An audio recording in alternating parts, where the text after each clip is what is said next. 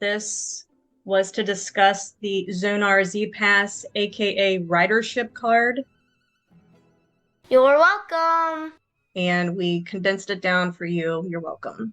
And here we go. So we had some parents put up some signs that were anti ZPass.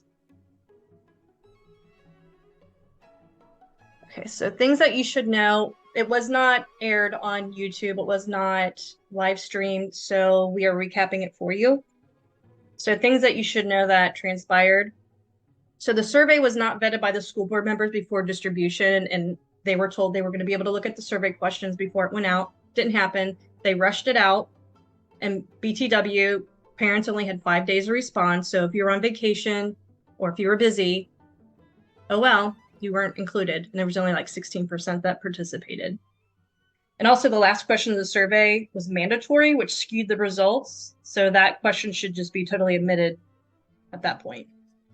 And no statistics were provided showing this many kids were lost in this division or on this bus route. So there is no stats stating anything about missing kids or kids getting on other buses. So this is just something that they're rolling out with no background.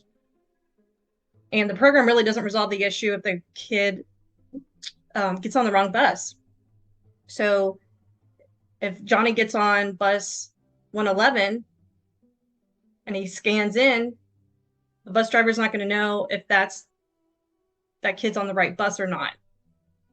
It doesn't flag it. They didn't buy that part of the program. So that still does not alleviate that issue. And that would come into play if there is like double runs or subs and the bus driver didn't know if that kid was supposed to be on that bus. And also the issue really that the district is having is that the transportation department is short on staffing. And this is how they think that this is going to resolve this issue. So the survey was sent out to 15,000 recipients. So it was staff, and it was parents and guardians, and some, I guess, citizens were sent the survey. So, like I said, 16.5% responded out of 15,000. And like I said, if you're on vacation, I'm not looking at my email on vacation. So how many people missed the survey? So the survey was only open for 5 days. So I think that's another miss for the district. Why is this being rushed through at the last hour? You know, they're saying, well, we need it for the school year. So in order to get the equipment, it takes 1 to 2 months to get all this equipment, blah, blah, blah. But Karen and Jesse have sat on the transportation committee, and they said that they have been talking about this for 2 years. Right. And that there's no time to do a pilot program to actually get the data that they need to see if they want to implement this countywide. And it's like, but you've been in talks about this for 2 years and now you're out of time and we have to rush it through. Right. And Karen Bird mentioned that this was supposed to be rolled out last year. Right. So 92% that filled out the survey was a parent or guardian. 16%. Supposedly. Right. Exactly.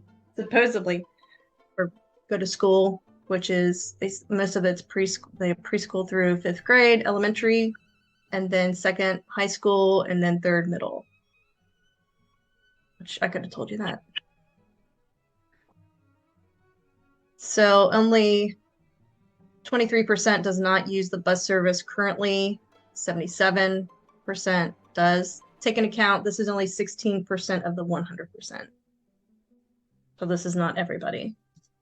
This is a very small portion of people that were responsive to this. Exactly. And last year they rolled out the Zonar app, and it was, I don't know the exact percentage, but it was around 30% of the parents downloaded the app and used it. I will tell you, I downloaded it and it didn't work most of the time, so I deleted it. They're acting like this is just for the bus. What they're not telling you is they want it mandatory for all students, period, not just bus riders. But the way that they present these things and how they worded the questions is to manufacture consent. It's not being transparent, and it's not explaining to all the parents exactly how this program is rolled out, what's involved, What's your responsibility? Like it didn't give a full version of what was happening. Or even when they claim it's ridership, it's called ZPass. And if they actually still referred to it as what the name of it is, parents could go look it up. Parents could look it up in its use in other districts. Like parents would be able to look up background information. The way that this was presented and how they changed the wording, much like they do with everything else, once we're onto something, they don't want you to be able to find information on it. It seems just, let's assume they're not being deceptive, right? But why would you do that? Why would you change the name and call it something different and not explain to parents exactly what all is entailed in this particular program? That doesn't make sense. Right. And expectations of what they expect the child to do and what the parent to do. That has not been transparent. Do you want to know like where your child is at all times? Like wouldn't that be good to know? But they're not telling you what all it entails for them to know that information. Again, it just manufacturing the consent from the community. Jill, would you like to know where your child is at all times? Sure. I would love to know where my child is at all times. Okay, we'll put this chip on them. You're like, oh, wait a second. Time out. And then again, they keep hiding behind that school safety verbiage, which is how they the ridership ID system. Yeah, and that's how they sold it to whoever they spoke to in the community. Well, supposedly spoke to in the community. Yes, they had to make a disclaimer in the actual school board meeting about their claim of support from the safety committee, which included the Florence Police Department, fire departments, all these EMT groups throughout our community, because again, they presented something to them, but didn't tell them what it was. And they're like, yeah, we support knowing where the kids are, but they didn't tell them what it was. So they actually had to vocal the disclaimer saying that they didn't know exactly what the program was when we presented it to them. And I'm like, well, then why didn't you present them the program? It's just so deceptive. Right. It's dirty. And this was the one that ticked me off because she originally had it as mandatory and then later changed it to not because I just feel like this is skewed because you couldn't answer anything besides what you see here. And it should have been an optional because if you answered no to the previous question, you may skip this question. Well, you couldn't because it was mandatory. So this part of the presentation should just go by the wayside. And then they were asked if you would want to opt out if you had the option. But like I said earlier, expectations of the child and the parent were not clearly explained. They're expecting these kids to have these for 3 years, these cards. 3 to 4, yep.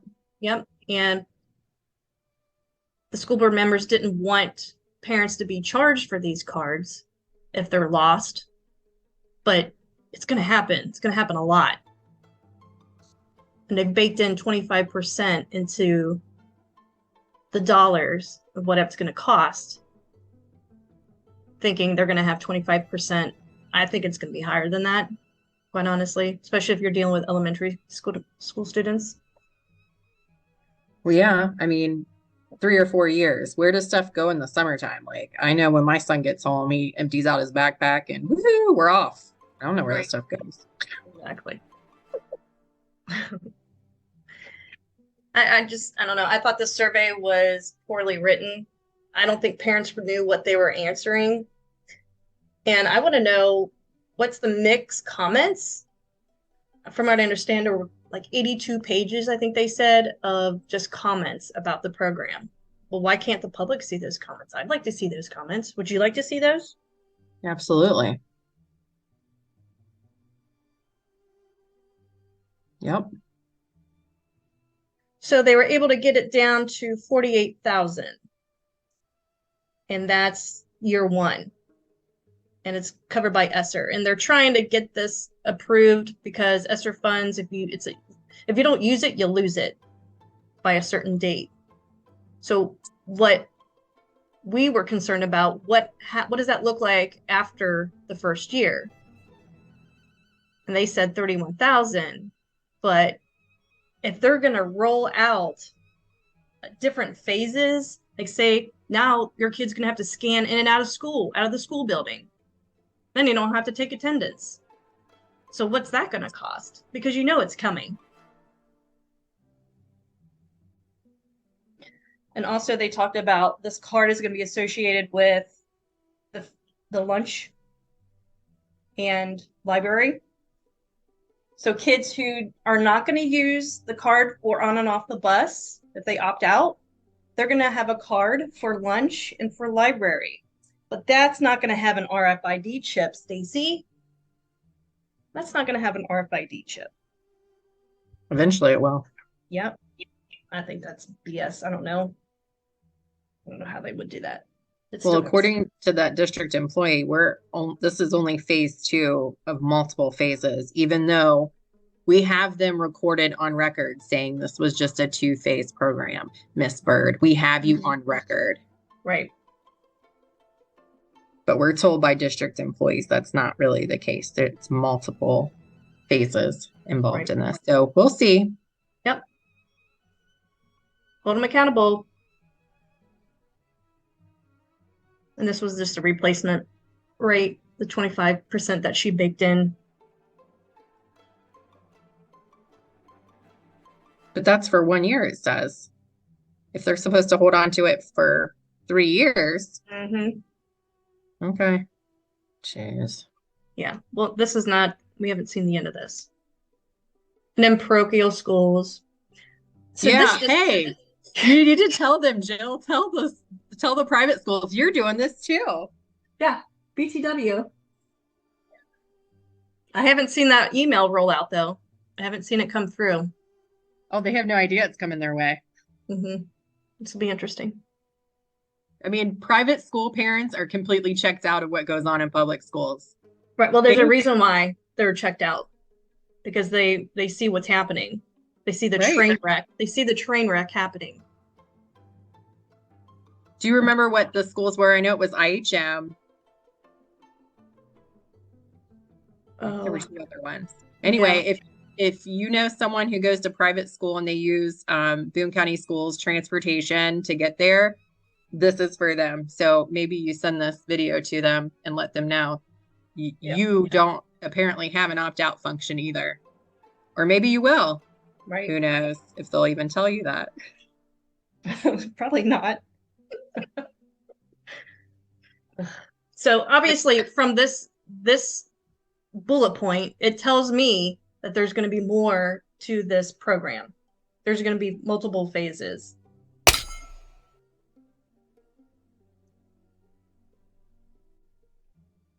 Oh, you're going to get how-to videos, parents.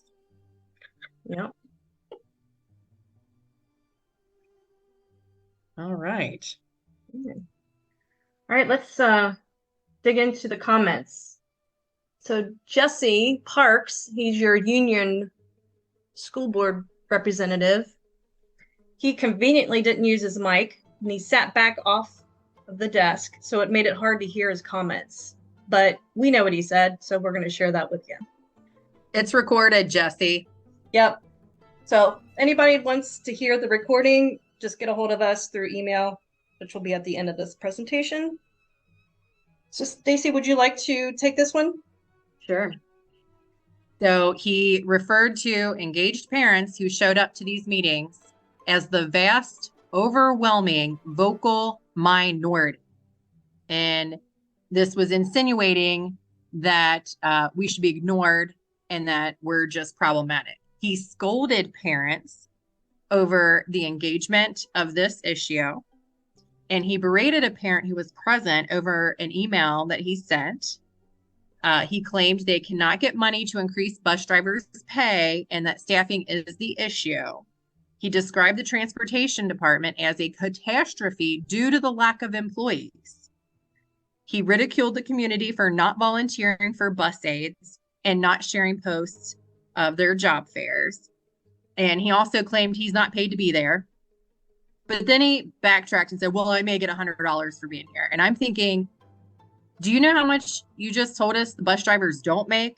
Like, you could work a whole shift and the bus drivers may make $100 in a day, but you're getting $100 to sit up there and you act like it's nothing.